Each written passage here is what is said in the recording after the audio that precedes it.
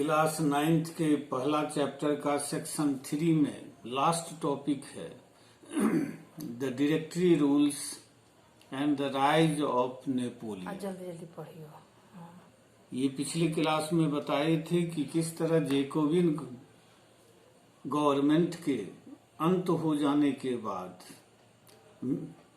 धनवान जो middle class के लोग थे वे लोग सत्ता में आए, वे लोग पावर को कैप्चर कर लिए।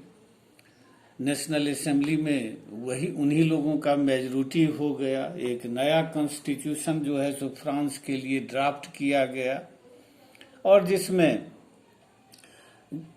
यह व्यवस्था की गई कि नेशनल असेंबली के 2 चैम्बर होंगे, 2 हाउस होंगे जो लेजिस्लेटिव काउंसिल्स कहलाएंगे। और ये लेजिस्लेटिव काउंसिल्स, ये दोनों लेजिस्लेटिव काउंसिल ने एक एग्जीक्यूटिव को अपॉइंट किया जिसमें 5 मेंबर्स होते थे। यही 5 मेंबर्स का एग्जीक्यूटिव जो है सो डायरेक्टरी कहलाता था। इस डायरेक्टरी रूल की व्यवस्था यह थी कि इसका काम था कि कंसंट्रेशन ऑफ पावर जो है वन मैन के हैंड में नहीं होना चाहिए, जैसा कि जैकोबिन गवर्नमेंट के समय में हुआ था कि सारा पावर मैक्सिमिलियन रोबेस्पियर के हाथ में चला गया था, जो डिक्टेटर की तरह काम करने लगा था। लेकिन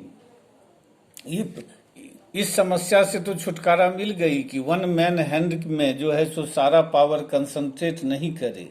लेकिन इसका दूसरा जो एस्पेक्ट यह था कि 5 डिक्टेटर्स और दोनों लेजिस्लेटिव काउंसिल्स के बीच जो है सो विवाद हमेशा होता रहता था। लेजिस्लेटिव काउंसिल्स हमेशा जो है सो थ्रेटनिंग दिया करते थे, वार्निंग दिया करते थे डायरेक्टर्स को कि उसको डिसमिस कर देंगे, हटा देंगे उसके पद से। और जिसके कारण जो है सो एक पॉलिटिकल इनस्टेबिलिटी जो है सो फ्रांस में आ गई डायरेक्टरी रूल के समय में। ऐसे ही समय में फ्रांस की कैपिटल पेरिस में अशांति फैली और अशांति के इस दौर में जो अशांति को दूर करने के लिए मिलिट्री की मदद ली गई और मिलिट्री के तरफ से एक young military officer Napoleon Bonaparte के लीडरशिप में एक मिलिट्री ट्रूप को जो है सो भेजा गया पेरिस। और यह नेपोलियन बोनापार्ट ने बड़ी ही बुद्धिमानी से जो है सो पेरिस में पीस एस्टेब्लिश किया, जिससे उसकी पॉपुलैरिटी बहुत ज़्यादा बढ़ गई। अपनी पॉपुलैरिटी के कारण जो है सो यह फ्रांस के नेशनल असेंबली ने उसको फ्रांस का आर्मी का चीफ बना दिया और उसके आर्मी के चीफ के रूप में उसने फ्रांस के लिए बहुत सारे जो है सो वार्स में, बैटल्स में उसने जीत प्राप्त की और इस तरह फ्रांसीसी लोगों को जो अब गर्व का अनुभव कराया। और उसके बाद नेशनल असेंबली ने उसको फ्रांस का प्रेसिडेंट बना दिया। अपने नेपोलियन बोनापार्ट के समय में बहुत सारे जो है सो रिफॉर्म्स जो है फ्रांस में शुरू किए गए और इस रिफॉर्म्स के कारण जो है फ्रांस के लोग यह समझने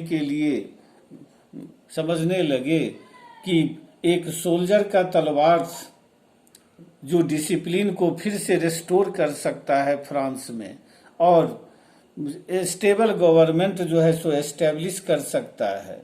नेपोलियन को जो है सो फ्रेंच रिवॉल्यूशन का जो है प्रोडक्ट माना जाता था, फ्रांसीसी क्रांति की उपज माना जाता था। उसके समय में लोगों को ऑटोक्रेटिक प्रिविलेज से जो है सो छुटकारा की गारंटी मिली और साथ साथ जो है सो लोगों के प्राइवेट प्रॉपर्टी का जो है सो राइट मिला। लोगों को यह लगने लगा कि प्राइवेट प्रॉपर्टी का राइट उनका बना रहेगा।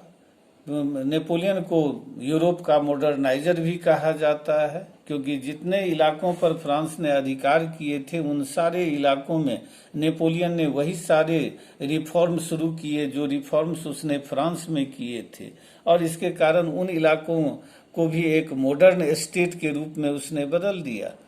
नेपोलियन बड़ा ही पावरफुल रूलर था। अकेले कोई भी यूरोप का कंट्री उसको हरा नहीं सकता था।